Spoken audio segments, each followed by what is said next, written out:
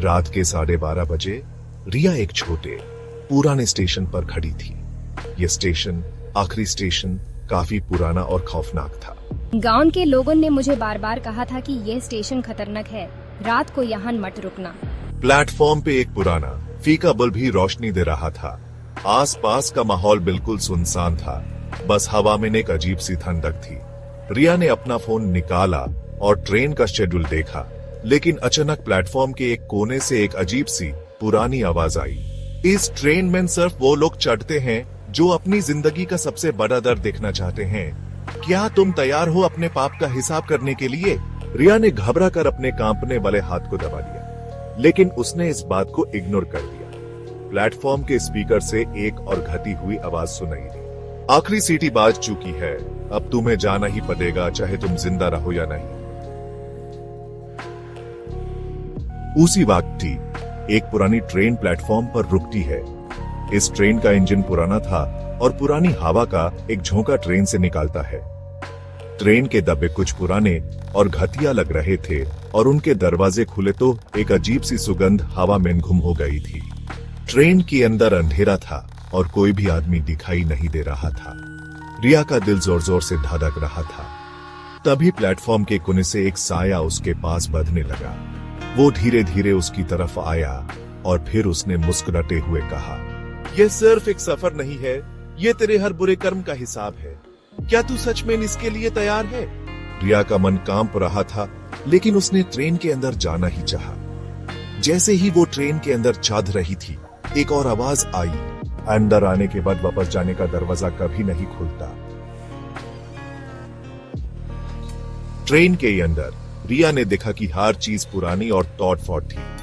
हर कोने में अंधेरा था और हर एक सीट पर एक अजीब चेहरा, जिसे देखना भी मुश्किल था। एक पुरानी घंटी की आवाज ट्रेन में सुनाई देने लगी, जैसे कोई अपनी मौत का इंतजार कर रहा हो। रिया ने कैमरा निकाला और दबे का रास्ता देखने की कोशिश की, लेकिन अचानक एक और बच्चा उसके सामने आया। उसका चेहरा एकदम पले था और आंखों में एक घमंडा था। जो लोग ये सफर करते हैं, उनका नाम सिर्फ हवा लिखती है, याद रखने के लिए कोई नहीं होता। रिया ने अपने आप को संभालने की कोशिश की, लेकिन हर चेहरा उससे खौफनाक लग रहा था। ट्रेन चल रही थी, लेकिन सब कुछ भी नॉर्मल नहीं लग रहा था। एक और आवाज उसके कान में गूंजती है, जो चाहता है वो या तो पागल होता है या फिर मारने के लिए तैयार। ट्रेन की रफ्तार तेज हो गई थी। हर स्टेप पर रिया को लग रहा था कि वो किसी और दुनिया में चल रही है। अचानक एक पुरानी मोटी सी तस्वीर ट्रेन के एक कोने से गिरी। रिया ने उसे उठाकर देखा और तस्वीर में एक मुर्गी का काटना दिख रहा था। उसके चेहरे में एक खौफनाक एक्सप्रेशन था। Gasping, oh my God.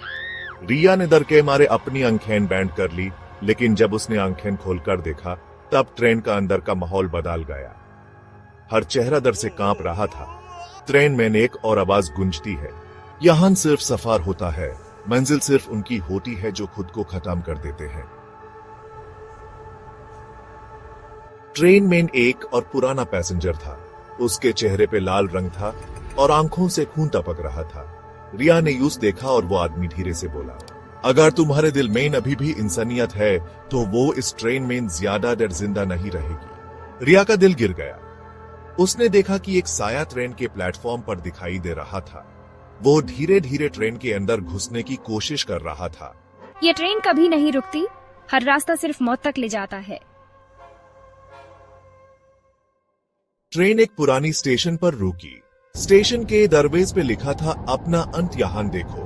Platform से एक और घटी हुई आवाज आई, जो जिंदगी में ठीक नहीं कर पाए, वो यहां सिर्फ एक याद बन के रहते हैं। ट्रेन के डोर के पास एक और बुजुर्ग औरत का चेहरा दिखाई दिया। उसने अपनी आंखों में अंधेरा छुपा रखा था। वो मुस्कुराते हुए बोला, तुमने अपने सफर का इंतजार कर लिया, तुम्हारी कहानी यहां खत्म होती है। जब रिया ने ट्रेन से उतारने की कोशिश की, तब देखा कि प्लेटफॉर्म से सब कुछ गायब हो गया था। बस वो खुद अपनी जिंदगी और मौत के बीच खड़ी थी। और फिर एक आखिरी आवाज आई, तुम्हारी आत्मा अब ये सफर करने वाली है, तुम वापस नहीं जा सकती। रिया की कहानी रात के अंधेरे में गायब हो गई और आखिरी स्टेशन एक और आत्मा का हिस्सा बन गया। उन्होंने जो भी ट्रेन में सफर किया उनका नाम सिर्फ हवाओं में लिखा गया था। याद रखो, कुछ सफर कभी खत्म नहीं होते, वो सिर्फ अंधेरों में छुप जाते हैं।